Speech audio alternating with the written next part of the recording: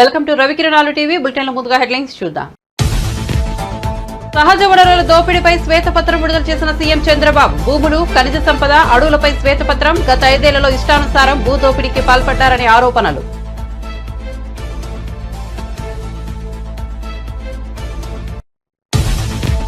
జనసేన ప్రజాప్రతినిధులకు మంగళగిరిలో సన్మానం. హాజరైన జనసేనాని డిప్యూటీ సీఎం పవన్ కళ్యాణ్. తాను మోదీ హృదయంలో ఉన్నానని వ్యాఖ్య.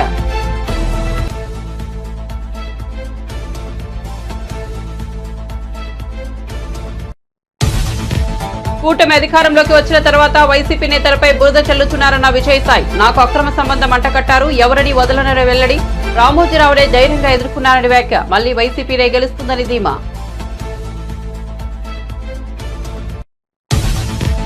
ఇటీవల ఏపీ దేవాదాయ శాఖ అసిస్టెంట్ కమిషనర్ ఉద్యోగం నుంచి సస్పెండ్ అయిన శాంతిపై భర్త సంచలన ఆరోపణలు. తాను విదేశాల్లో ఉన్నప్పుడు ఏపీలో ఉన్న భార్య గర్భం దాల్చిందని వెల్లడి.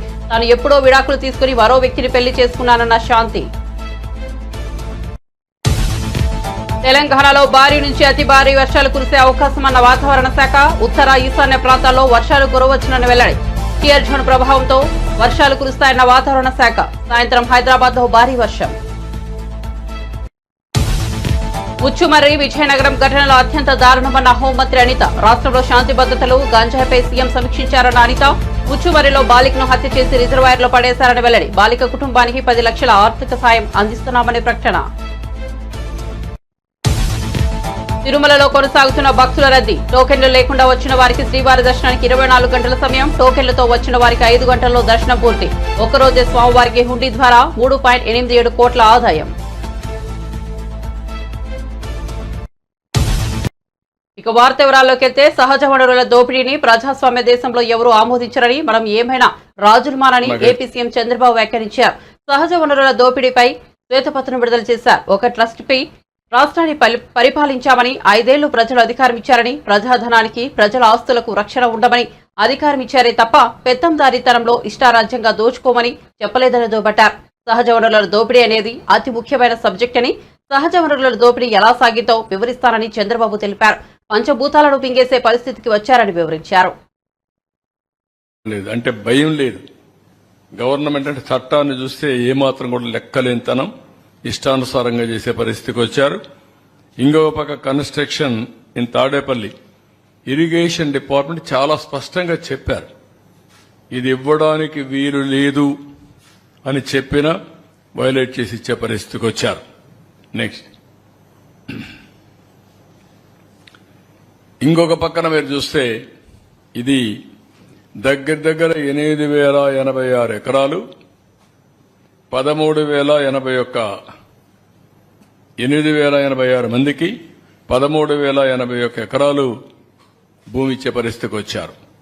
దీని వాల్యూ మినిమం 1,300 కోట్లు ఉంటుంది. పేదవాళ్లకు చెందవలసిన భూమి వైఎస్ఆర్ కాంగ్రెస్ జిల్లాలో 3,357 మందికి 5,796 ఎకరాలు, కర్నూలులో 856 మందికి 1,145 ఎకరాలు, అనంతపురంలో 3,471 మందికి 5,554 ఎకరాలు, అన్నమయ్య జిల్లాలో 84 మందికి 103 ఎకరాలు, అదే మరి నంద్యాలలో 318 మందికి 483 ఎకరాలు.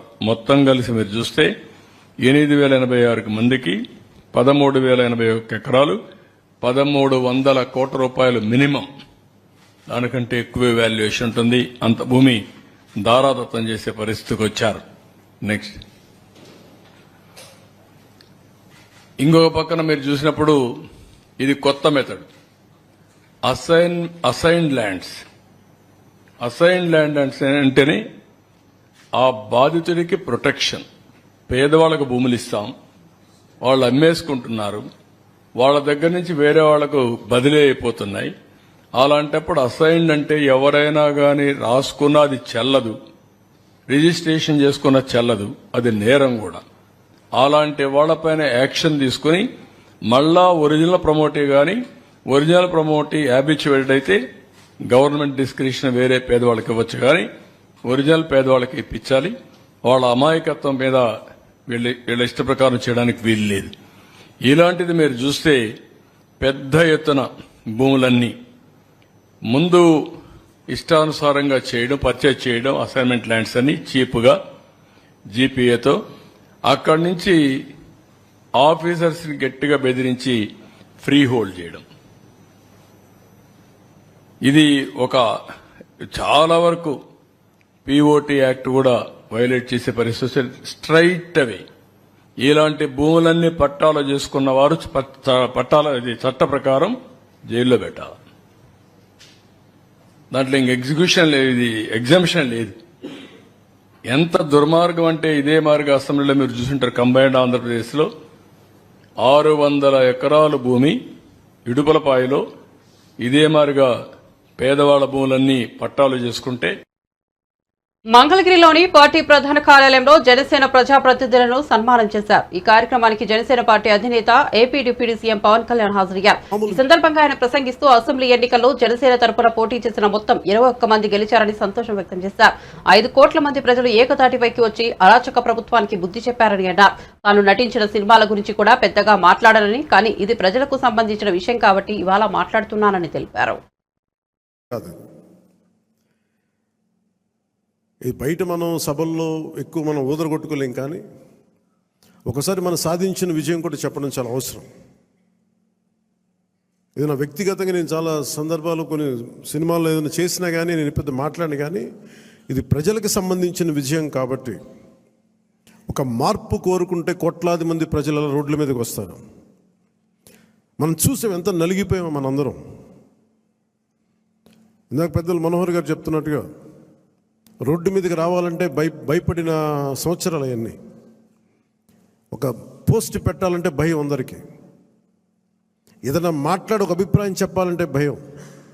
పచ్చి బూతులు తిట్టేయడం, ఇంట్లో చిన్నపిల్లల్ని పెద్దని చూడకుండా భయపెట్టేయడం, క్యారెక్టర్ అసాసినేషన్ కేసులు, సాక్షాత్తు ఒక పార్లమెంట్ సభ్యుడిని బంధించి మరీ తీసుకొచ్చి ఉన్నతాధికారుల చేత ఈ గుంటూరు ఈ సిఐడిదే ఆఫీస్లో ఆయన మీద పాశవికంగా ఆయన కొట్టించిన తీరు,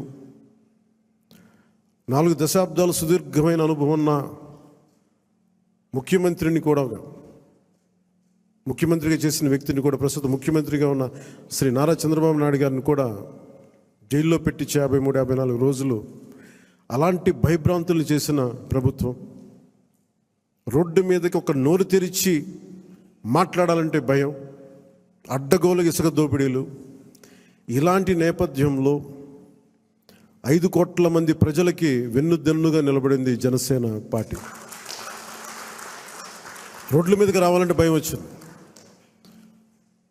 ఈ రోజున మనకి 100% ఎందుకు వచ్చింది అంటే 5 కోట్ల మంది ప్రజలకి గుండెల్లో ధైర్యం నూరిపోసాం. దెబ్బలు తిన్నాం మనందరం. మన ఎవరు ఇక్కడ ఉన్న వేదిక పైన వీళ్ళుంటే, మన గెలిచిన ఎమ్మెల్యేలు ఉంటే, పోటీ మీకు అన్ని స్థానాల్లో బలం ఇచ్చిన మన జన సైనికులు, వీర మహిళలు, ఇక్కడ ఆసీనులైన నాయకులు ప్రతి ఒక్కరూ మీరందరూ ఉండబట్టే ఈ విజయం సాధ్యమైంది.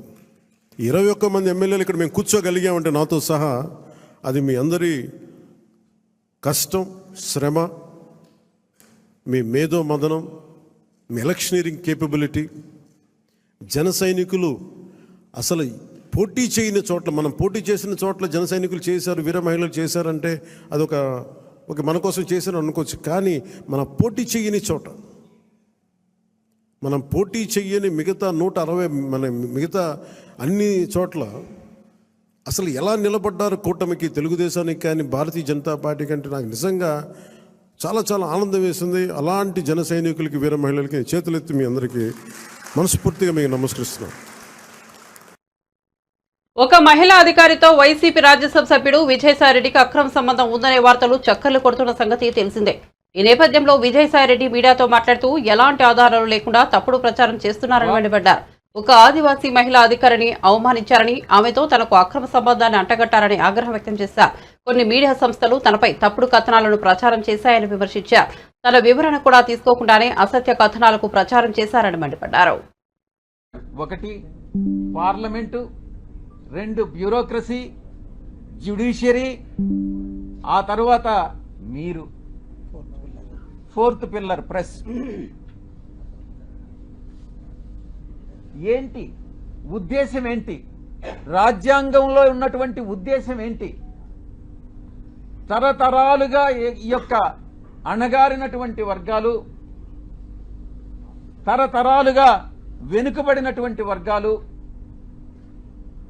అది మనునీతి ధర్మం ప్రకారం కుల వృత్తుల వల్ల కావచ్చు, మరి ఏ ఇతర రీత్యా కావచ్చు, ఈ యొక్క అణగారినటువంటి వర్గాలన్నింటినీ కూడా పైకి తీసుకురావాలన్నటువంటి ఉద్దేశంతో రాజ్యాంగంలో ఈ యొక్క 4 స్తంభాలని నిర్మించి చట్టానికి లోబడి మీరు పని చేయండి అని చెప్పినట్టుగా పెట్టి ఒక షెడ్యూల్లో పెట్టి వాళ్ళకి రిజర్వేషన్స్ పాటించమనని, మీరు ఏం ట్రోల్ చేశారు, మీరు ఏం టెలికాస్ట్ చేశారు అన్నటువంటి విషయం నేను వేరే చెప్పనక్కర్లేదు. ఎవరికి మీరు ద్రోహం చేసింది? ఒక ఆదివాసీ మహిళకి, ఒక ఆదివాసీ అధికారినికి ఒక్కసారి ఏదో లేనిది ఉన్నట్టుగా చిత్రీకరించి అవాస్తవాలని, ఆధారాలు లేనటువంటి వాటిని టెలికాస్ట్ చేసి ఘోరమైనటువంటి తప్పిదం చేసినటువంటి ఛానల్స్ ఒకటి, మొట్టమొదటిది మహాన్యూస్. నన్ను డిస్టర్బ్ చేయొద్దు. నేనంతా పూర్తి చేసిన తర్వాత నువ్వు ఏదైనా అడుగు, నేను చెప్పేదానికి సిద్ధంగా ఉన్నా. నువ్వు కూడా వంశీకృష్ణలాగా ప్రవర్తించొద్దు. మహాన్యూస్ 2, ఏబిఎన్ 3, TV5 నీకు ఇబ్బందిగా ఉండొచ్చు, కానీ ఇవన్నీ కూడా వాస్తవాలు. ఒక న్యూస్ని టెలికాస్ట్ చేసే ముందు దాని ఆధారాలు ఏంటి, ఎవరి మీద అయితే ఆరోపణలు చేస్తున్నామో ఆ ఆరోపణలు వాళ్ళతో చెకప్ చేసుకొని వాళ్ళ అభిప్రాయాలు తీసుకోవడం జర్నలిస్ట్ సాంప్రదాయాలకి శ్రీకారం చుట్టడం. అది కూడా పూర్తిగా మర్చిపోయి మీ పాటికి మీరు ఆధారాలు లేకుండా టెలికాస్ట్ చేయడం అన్నటువంటిది ఘోరమైనటువంటి తప్పిదం. తప్పకుండా మీరు ఎలా క్షమాపణలు మీ చేత చెప్పించాలో నాకు తెలుసు, నేను చేయిస్తాను కూడా. సమాజం ఒక బాధ్యత, నా గురించి మీ అందరికీ కూడా తెలుసు.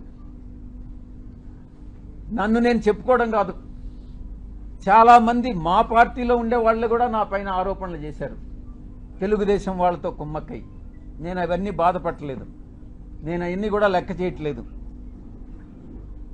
ఇదంతా కూడా ఈ కుట్రలన్నిటికీ కూడా అందరూ చాలా మంది కలిసి కుట్ర చేసి, కానీ నా వ్యక్తిత్వం ఏందనేటటువంటిది నాకు తెలుసు. చాలా కింద స్థాయి నుంచి ఒక 8 ఎకరాలు ఉన్నటువంటి ఆ భూస్వామిగా మా తండ్రి గారికి 2 కొడుకులు. మా అన్న ఇంజనీర్ చదివాడు, నేను చార్టెడ్ అకౌంటెన్సీ కోర్స్ చదివా. ఆ 8 ఎకరాల పొలంలో ఉండేటటువంటి ఫలసాయంతో కింద అట్టడుగు నుంచి పైకి వచ్చినటువంటి వాళ్ళం. కష్టాలంటే ఏందో తెలుసు. దేవాదాయ శాఖలో అసిస్టెంట్ కమిషనర్ గా పనిచేస్తూ సస్పెండ్ అయిన శాంతిపై ఆమె భర్త మదన్ మోహన్ సంచలన ఆరోపణలు చేసిన సంగతి తెలిసిందే. తాను విదేశాల్లో ఉన్న సమయంలో ఏపీలో ఉన్న తన భార్య గర్భం దాల్చిందని అతడు వెల్లడించాడు. తన భార్య గర్భానికి విజయసాయిరెడ్డి కారణమని తీవ్ర ఆరోపణ చేశారు. సోషల్ మీడియాలో ఎక్కడ చూసినా ఇదే వ్యవహారంపై చర్చ జరుగుతోంది. ఈ నేపథ్యంలో శాంతి మీడియా ముందుకు వచ్చారు. 2013లో తనకు మదన్ మోహన్ తో వివాహం జరిగిందని ఆమె వెల్లడించారు. లా చదువుతుండగానే తమ ఇద్దరికీ పెళ్లైందని వివరించారు. కానీ పెళ్లయ్యాక మదన్ మోహన్ తనను చాలా హింసించాడని శాంతి ఆరోపించారు. దాంతో 2016లో ఇద్దరం విడాకులు తీసుకుని వేరువేరుగా ఉంటున్నామని చెప్పారు. మా రాయలసీమలో నేను నంద్యాల, మా రాయలసీమలో ఆడపిల్లలు దేనికి బయటకు పోయి ఊర్లు తిరిగేది, లేకుంటే ఎంఆర్ఓ ఆఫీసులకు తిరిగేది నాకు తెలీదు. నేను ఎన్నడూ ఒక సర్పంచ్ని కూడా చూడలేదు. నేను పుట్టి పెరిగినప్పటి నుంచి ఒక్కసారిగా ఒక ఎంపీ గారు నాకు పరిచయం అయ్యేసరికి అబ్బా ఇలా ఉంటుంది, ఒక ఉద్యోగము అంటే చాలా చామింగ్గా చేసేదాన్ని, చాలా ఛాలెంజింగ్గా చేశాను. నేను ఫస్ట్ పోస్టింగ్ కన్నా ఎగిరి చేసినాం మేము. సో నేను సార్తో ప్రేమ సమాజం అనే ఒక ఇన్స్టిట్యూషన్ ఉంది, అది ఎన్విరాన్మెంట్ డిపార్ట్మెంట్లో పబ్లికేషన్ అయి ఉంది. సెక్షన్ 6C అంటే ఒక అసిస్టెంట్ కమిషనర్ కంట్రోల్లో ఉన్న ఇన్స్టిట్యూషన్ అది. ఆ సమాజానికి 30 ఎకరాల ల్యాండ్ ఉంది. ఆ ల్యాండ్ అంతా కూడా బీచ్ రోడ్లో ఉంటుంది. అందులో సాయి ప్రియ రిసార్ట్స్ అని ఉంది.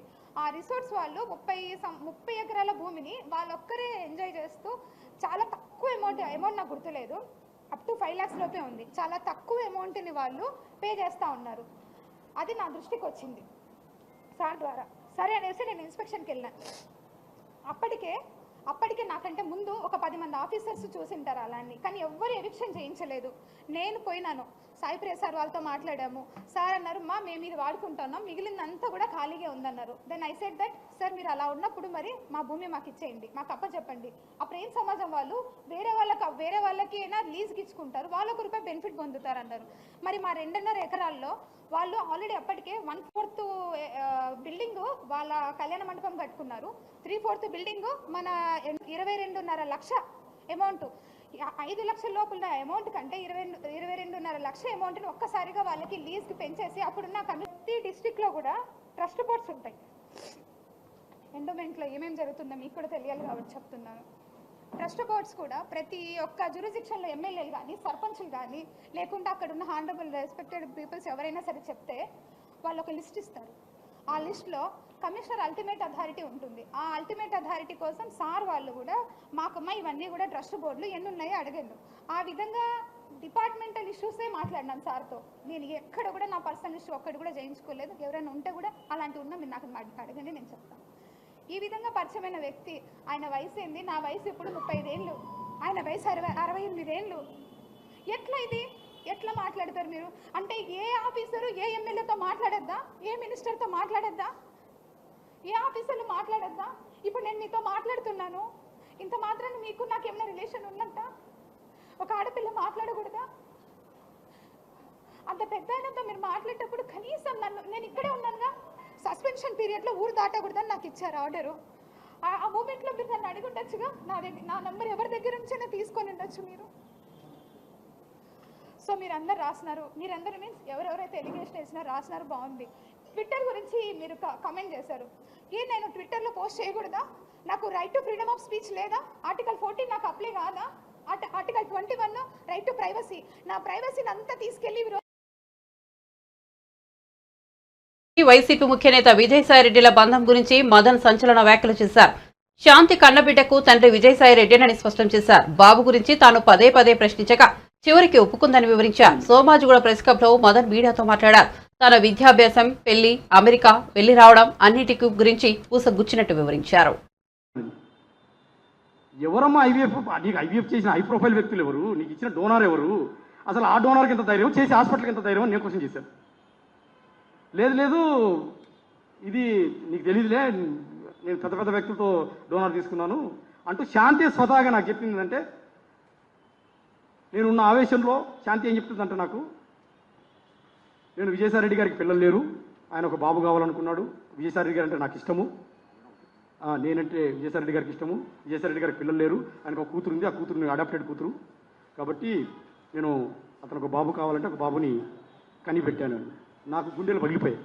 నువ్వు కనిపెట్టబెట్టండి, ఆయన అడగడం ఏంటి, నువ్వు కనిపెట్టడం ఏంటి, ఇదేంటి ఎన్టీఆర్ లక్ష్మీపార్వతియా అని క్వశ్చన్లో పడ్డా నేను. సరే కనిపెట్టావమ్మా, now I cannot do anything. నేను వైజాగ్ వచ్చిన తర్వాత జరుగుతుంది డిస్కషన్ సార్, ఇవన్నీ కూడా. సరే నాకు డాక్యుమెంట్ చూపించండి, I will take a decision. Document చూపించదు, హై ప్రొఫైల్ వ్యక్తులు డాక్యుమెంట్ లేదు. అలా నమ్ముతాను, నేను నమ్మను. ఒక 1 month sir, January 3rd land అయితే నాకు జనవరి అంతా కూడా ఇదే టార్చర్. హై ప్రొఫైల్ వ్యక్తులు అన్ని పేర్లన్నీ మార్చేశాము, నీకు బయటికి రాదు, నువ్వు నమ్మాలి. నమ్ముతానమ్మా, నమ్మేటట్టు ఒకటి చెప్పు నాకు అన్నా. నువ్వు నమ్మాలి అంతే అంటది. నువ్వు చూపించినప్పుడు it is physical relation, it is an IVF అని నేను డిసైడ్ చేశాను. అవును ఫిజికల్ రిలేషన్ అనుకో అని. సరే మరి ఫిజికల్ రిలేషన్ అయితే ఎవరితో? నువ్వు ఎవరితో అనుకుంటే వాళ్ళతోటే. చక్కగా చెప్పి ఎవరితో అంటే, అవును పెద్ద ఆయనతోటి, విజయసాయిరెడ్డి గారితో ఫిజికల్ రిలేషన్షిప్ అని. ఇప్పుడు నేను పెద్ద ఆయన పోయి అడగలనా మేడం? పత్రికా విలేకరులు అడుగుతున్నా, పెద్ద ఆయన పోయి అడగలనా విజయసాయిరెడ్డి గారిని? ఆయన గేట్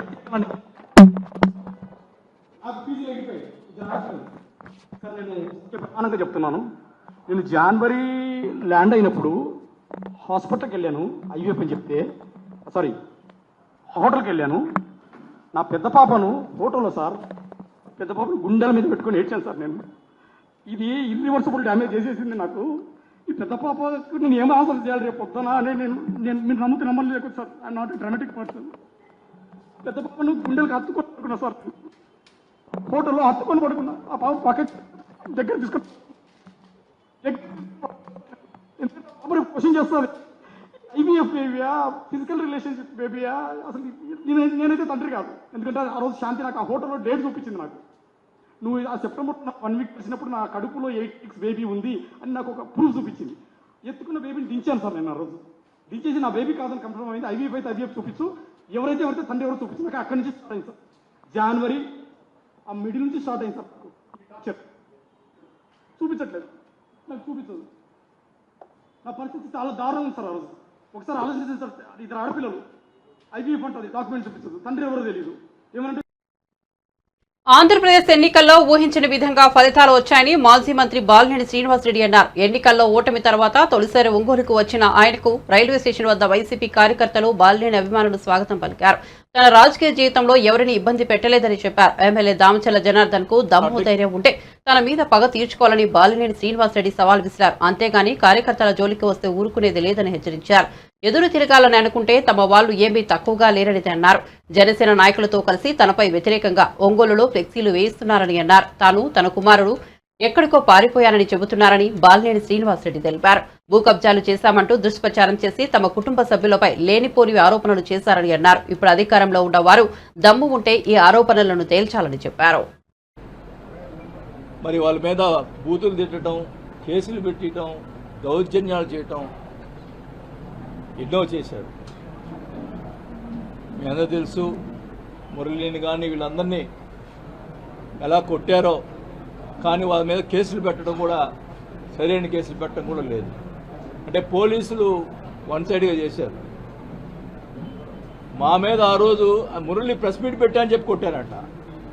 నేను అధికారంలో ఉన్నప్పుడు, మంత్రిగా ఉన్నప్పుడు కూడా బోల్డ్ మంది ప్రెస్ మీట్లు పెట్టారు. టీడీపీ వాళ్ళు ఇష్టం వచ్చినట్టు మాట్లాడారు. అంటే ఇప్పుడు వాళ్ళు ఇష్టం మాట్లాడినప్పుడు మేము కూడా ఆ రోజు చర్యలు తీసుకుంటే ఏమయ్యేవాళ్ళు? మాకు చేత కాకనా? అంటే ఏంటి మీ ఉద్దేశం? ఈ రకంగా చేయటం మంచి పద్ధతి కాదు.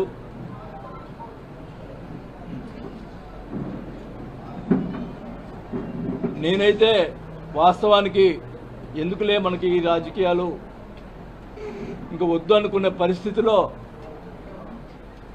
మీరే నన్ను మళ్ళా తీసుకొచ్చారు రాజకీయాలకి. ఈ ప్రతిపక్ష వాళ్ళని కూడా ఈ సభాముఖంగా తెలియజేసుకుంటా ఉన్నా.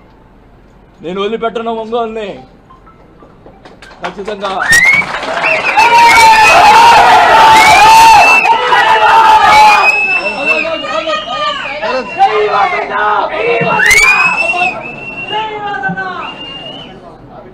ఖచ్చితంగా చెప్తా ఉన్నా.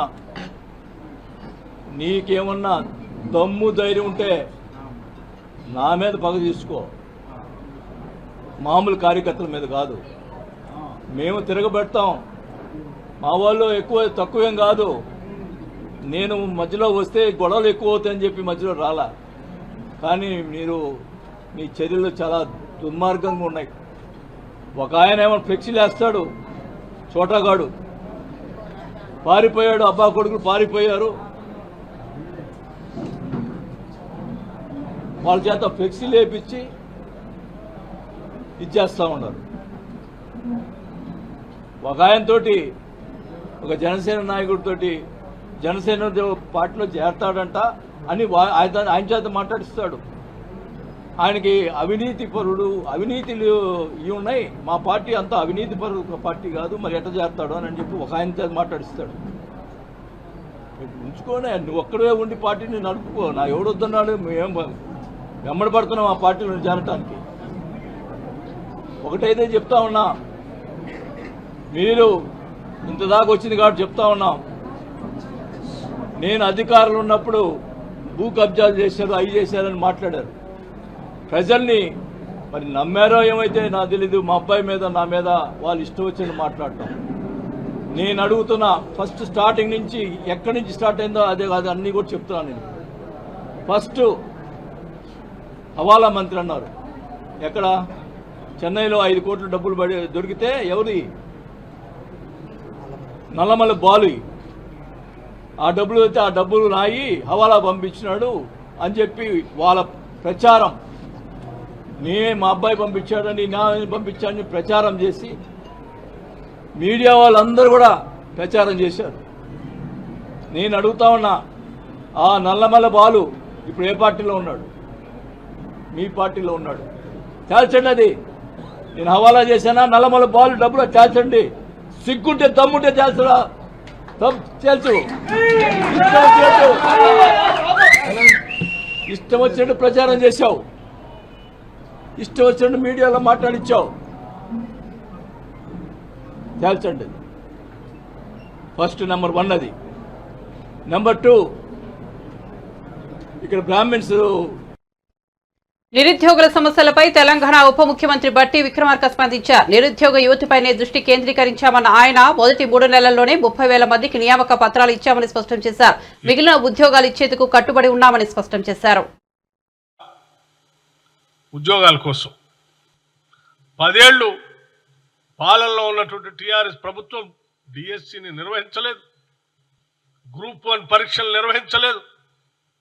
గాలికి వదిలేసినటువంటి తెచ్చుకున్న రాష్ట్రంలో వాళ్ళ కోసం తెచ్చుకుంటే వాళ్ళందరినీ గాలికి వదిలేస్తే మనం అలా చేయకూడదనేటువంటి ఆలోచనతోనే వెంటనే మేము చెప్పినట్టుగా పబ్లిక్ సర్వీస్ కమిషన్ ప్రక్షాళన చేసి పూర్తి స్థాయిలో ఉన్నటువంటి ప్రభుత్వ ఉద్యోగాలకు సంబంధించిన క్యాలెండర్ను డిక్లేర్ చేసే ప్రక్రియని మొదలుపెట్టిన విషయం కూడా మీ అందరికీ తెలిసింది.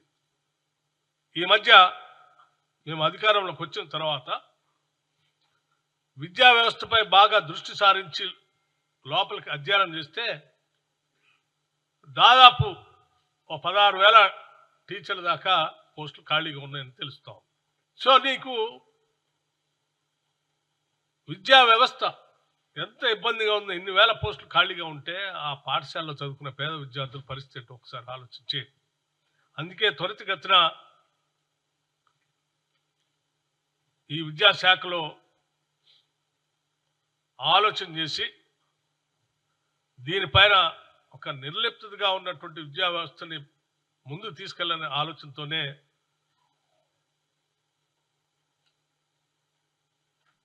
19,717 టీచర్స్ని ప్రమోషన్స్ ఇవ్వటం జరిగింది. ఉన్నవాళ్ళు 19,717 మంది టీచర్స్కి ప్రమోషన్ ఇవ్వటం కూడా జరిగింది. ఎటువంటి ఇబ్బంది రానున్న 5 రోజుల పాటు తెలంగాణలోని పలు జిల్లాల్లో భారీ నుంచి అతి భారీ వర్షాలు కురిసే అవకాశాలున్నాయని హైదరాబాద్ వాతావరణ కేంద్రం వెల్లడించింది.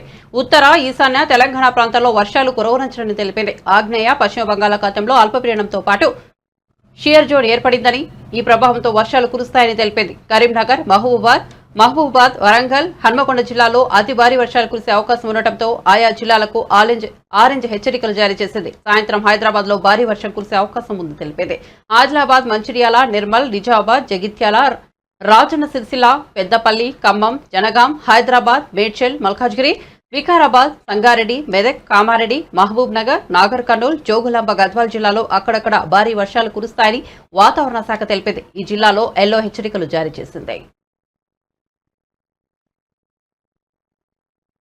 తిరుమలలో భక్తుల రద్దీ కొనసాగుతోంది. వారాంతపు సెలవులు కావడం నేపథ్యంతో శ్రీవారి దర్శనానికి భక్తులు అధిక సంఖ్యలో తిరుమలకు చేరుకున్నారు. దీంతో టోకెన్లు లేని సర్వదర్శనానికి వచ్చే భక్తులకు 20 గంటల సమయం పడుతోంది.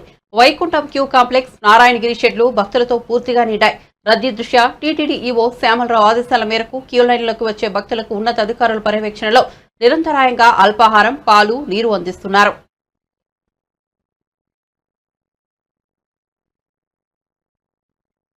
బులెటిన్ ముగించే ముందు హెడ్లైన్స్ మరోసారి చూద్దాం. సహజ వనరుల దోపిడీపై శ్వేతపత్రం విడుదల చేసిన సీఎం చంద్రబాబు. భూములు, ఖనిజ సంపద, అడవులపై శ్వేతపత్రం. గత 5 ఏళ్లలో ఇష్టానుసారంగా భూ దోపిడీకి పాల్పడ్డారని ఆరోపణలు.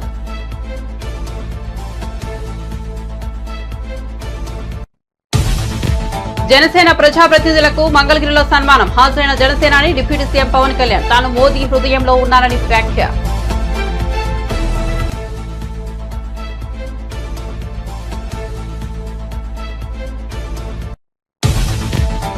కూటమి అధికారంలోకి వచ్చిన తర్వాత వైసీపీ నేతలపై బురద చల్లుతున్నారన్న విజయసాయి. నాకు అక్రమ సంబంధం అంటగట్టారు, ఎవరిని వదలనని వెల్లడి. రామోజీరావునే ధైర్యంగా ఎదుర్కొన్నారని వ్యాఖ్య. మళ్లీ వైసీపీనే గెలుస్తుందని ధీమా.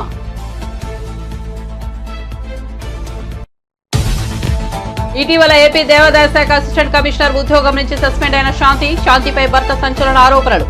తాను విదేశాల్లో ఉన్నప్పుడు ఏపీలో ఉన్న భార్య గర్భం దాల్చిందని వెల్లడి. తాను ఎప్పుడో విడాకులు తీసుకుని మరో వ్యక్తిని పెళ్లి చేసుకున్నానన్న శాంతి. తెలంగాణలో భారీ నుంచి అతి భారీ వర్షాలు కురిసే అవకాశమన్న వాతావరణ శాఖ. ఉత్తర ఈశాన్య ప్రాంతాల్లో వర్షాలు కురవనుంచిన వెల్లడి. షియర్ జోన్ ప్రభావంతో వర్షాలు కురుస్తాయన్న వాతావరణ శాఖ. సాయంత్రం హైదరాబాద్ లో భారీ వర్షం. ముచ్చుమర్రి విజయనగరం ఘటనలో అత్యంత దారుణమన్న హోంమంత్రి అనిత. రాష్ట్రంలో శాంతి భద్రతలు గంజాపై సీఎం సమీక్షించారన్న అనిత. ముచ్చుమర్రిలో బాలికను హత్య చేసి రిజర్వాయర్లో పడేశారని వెల్లడి. బాలిక కుటుంబానికి 10 లక్షల సాయం అందిస్తున్నామని ప్రకటన. తిరుమలలో కొనసాగుతున్న భక్తుల రద్దీ. టోకెన్లు లేకుండా వచ్చిన వారికి శ్రీవారి దర్శనానికి 24 గంటల సమయం. టోకెన్లతో వచ్చిన వారికి 5 గంటల్లో దర్శనం పూర్తి. ఒక్కరోజే స్వామివారికి హుడ్డీ ద్వారా 3.87 కోట్ల ఆదాయం. మరిన్ని అప్డేట్స్ కోసం చూస్తూనే ఉండండి 20 కిరణాలు టీవీ.